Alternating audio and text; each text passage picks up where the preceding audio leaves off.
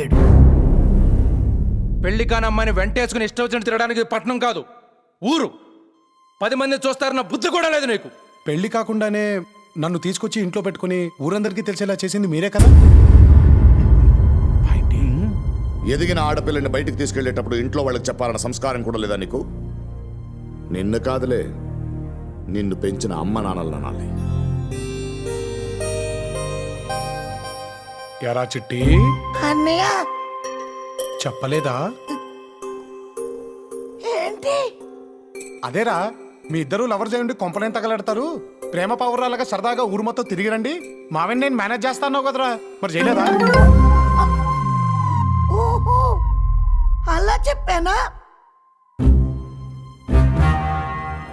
ఏరా చెప్పావా? అది నాన్న చెప్పానంటే అలా చూస్తాడేంటి? అన్నయ్య చెప్తే చెప్పినట్టే మాయ.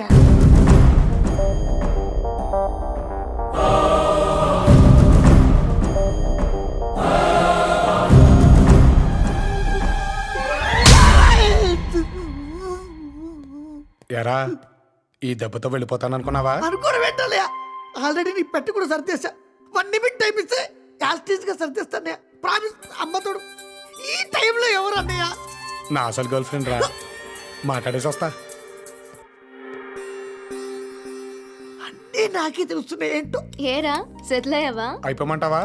చంపేస్తాను, ప్రాబ్లం ఏం లేదు కదా అని. ప్రాబ్లం ఏం లేదు కానీ అవును, భూమి ఫ్రెండ్ అని నువ్వు కూడా ఇక్కడికి వచ్చేచ్చుగా, ఓ పని అయిపోద్ది. ఇంకో 10 days రా, ఎగ్జామ్స్ అవ్వగానే మా ఇంట్లో మన మ్యాటర్ చెప్పేస్తాను. ఆ తర్వాత లైఫ్ అంతా నీతోనేగా. సరే, రేపు చేస్తాను. Krish, I miss you. Bye bye. నీకు జోకర్ పడిందా? రేయ్, అయ్యా. పొద్దున్నే పెందలగడ రండి, ఆ చెరుగొట్టు పొలాన్ని మంజాలాలి. అలాగేనయ్యా. ఇదిగో, రేపు బసవగాడి ఇంట్లో పెళ్ళి, మాకు పనులున్నాయి, కుదరదు. మీరు ఎలాగా బేవార్స్గా ఉన్నారు కదా, వెళ్ళి ఇస్తరాకులు నాకిరండి. కనీసం ఇంట్లో పూట భోజనాలన్నా మిగులుతాయి.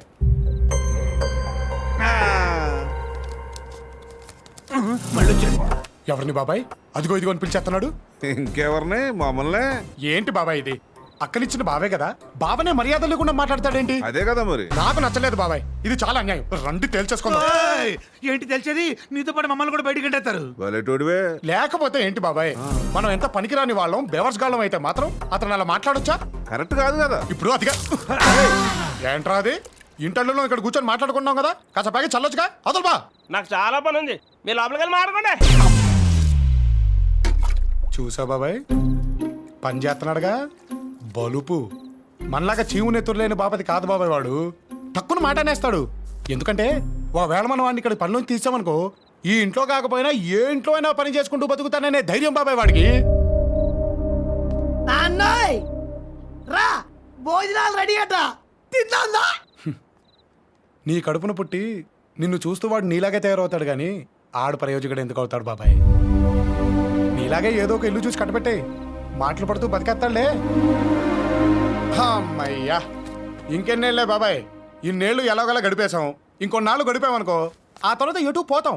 పోయారులే నా కొడుకులు, భూమికి భారం తగ్గింది కదా అని ఓ కేడుపు కూడా ఏడవకుండా మనల్ని పక్కన పాడేస్తారు. మనం ఉండవుగా చూసి ఫీల్ అవటానికి. ఏమంటావు? ఈ జీవితాన్ని ఇలాగే గడిపేద్దాం బాబాయ్. ఇదిగో, ఈ అరుగున్నంత కాలం మన జీవితానికి ఢోకానే లేదు బాబాయ్. ఉంటా మరి, ఉంటా.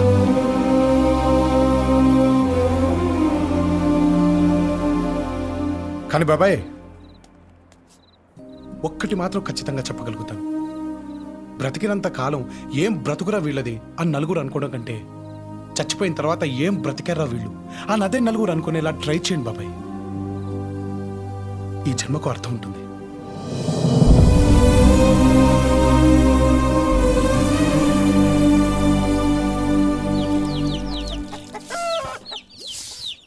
రేయ్, ఆ యూరియా బస్తాలు ట్రాక్టర్ ఎక్కడరా? వెళ్ళిపోయారు కదండి. ఎవరు? అల్లుళ్ళు ఇద్దరు పొద్దున్నే ఆ ట్రాక్టర్ తీసుకుని పొలానికి వెళ్ళిపోయారండి. అయ్యా, వాళ్ళు పొలం వెళ్ళారా? మా ఆయన పొలం వెళ్ళారా? ఏంటి, పొలానికి వెళ్ళారా? అల్లుళ్ళిద్దరూ పనికెళ్ళారా?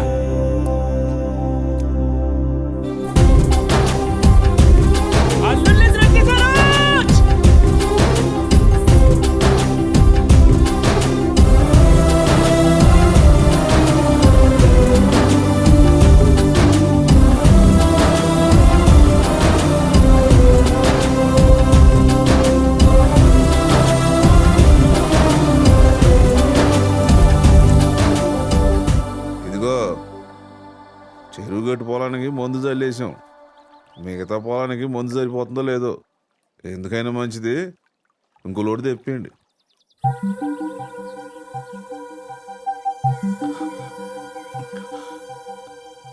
అలాగే బావా.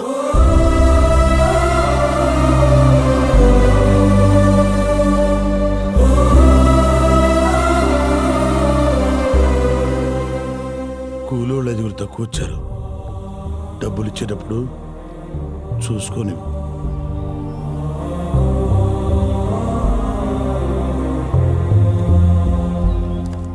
నువ్వే లెక్క చూసుకుని ఇచ్చే బావా.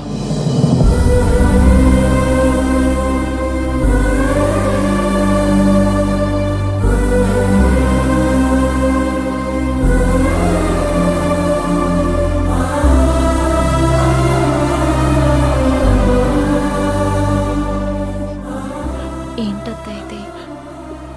రోజు నేను పైకి నవ్వుతున్నా, లోపల మాత్రం చేస్తున్న పని ఇదేనే. ఇన్నేళ్ల బాధ దాచుకోవడం కష్టం. క్రిష్, మా అత్తయ్య వాళ్ళు చాలా హ్యాపీగా ఉన్నారు.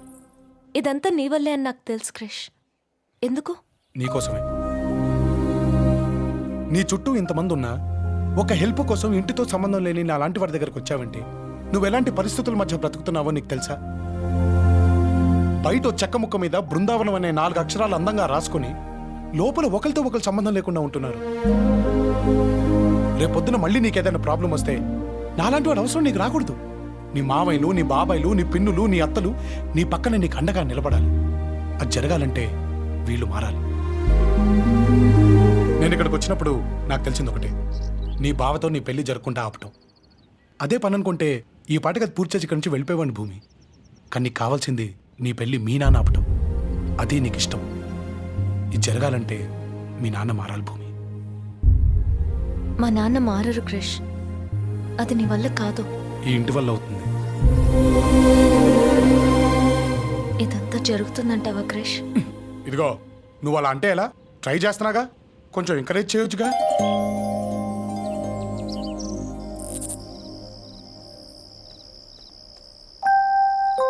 ఓహో, పని మీద ఉన్నావన్నమాట.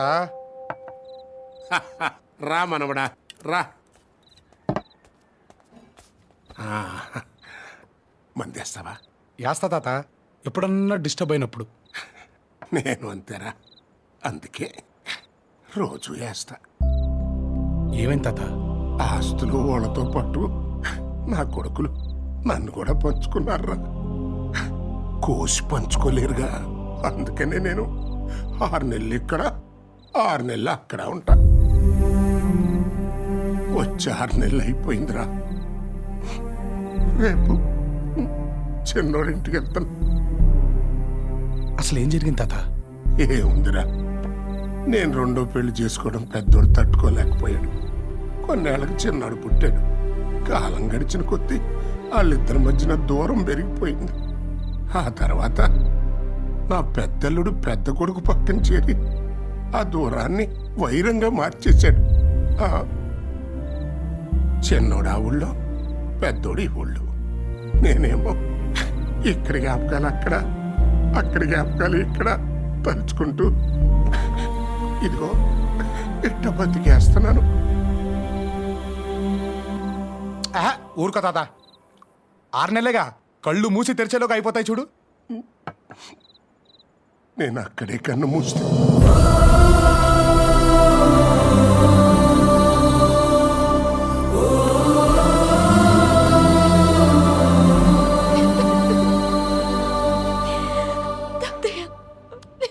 ఊరుకోమ్మా.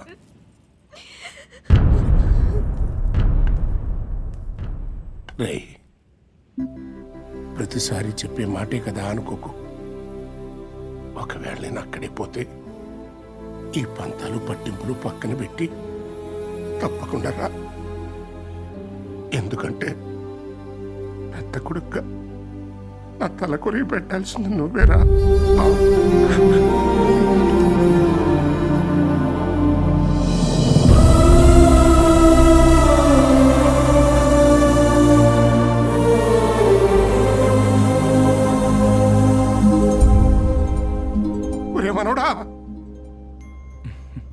నువ్వేంట్రా ఇక్కడ? నన్ను ఇక్కడికి తీసుకొచ్చిందే నువ్వు తాత. నన్ను వదిలేసి వెళ్ళిపోతే ఎలా? అది కాదురా, నువ్వెప్పుడు దొరుకుతావా అని చూస్తున్నావు నా పెద్ద కొడుకు. నువ్వు ఆ ఇంటికి వచ్చావని తెలిస్తే రే అది చాలరా నేను ఇంటి నుంచి బయటికి గంటేయడానికి.